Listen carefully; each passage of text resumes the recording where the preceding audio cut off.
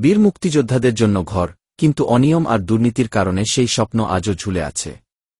রাজাপুরের অসচ্ছল মুক্তিযোদ্ধারা কি তবে ঘর ছাড়াই জীবনের শেষ দিন কাটাবেন? রাজাপুরে অসচ্ছল বীর মুক্তিযোদ্ধাদের জন্য নেওয়া আবাসন প্রকল্প বাস্তবায়ন আটকে গেছে নানা অনিয়ম ও দুর্নীতির কারণে।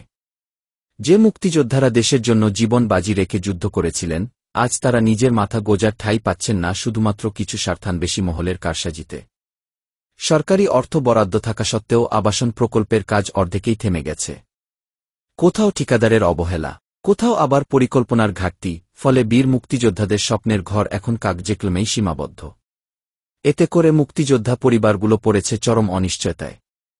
তারা প্রশ্ন তুলছেন, যাদের জন্য স্বাধীন বাংলাদেশ, তারাই কেন ঘরবাড়ি থেকে বঞ্চিত হবেন? স্থানীয়দের দাবি, দ্রুত তদন্ত করে অনিয়মকারীদের আইনের আওতায় এনে প্রকল্পের কাজ শেষ করতে হবে। না হলে এ ধরনের উদ্যোগ মুক্তিযোদ্ধাদের প্রতি অবমাননা হিসেবেই ইতিহাসে লেখা থাকবে।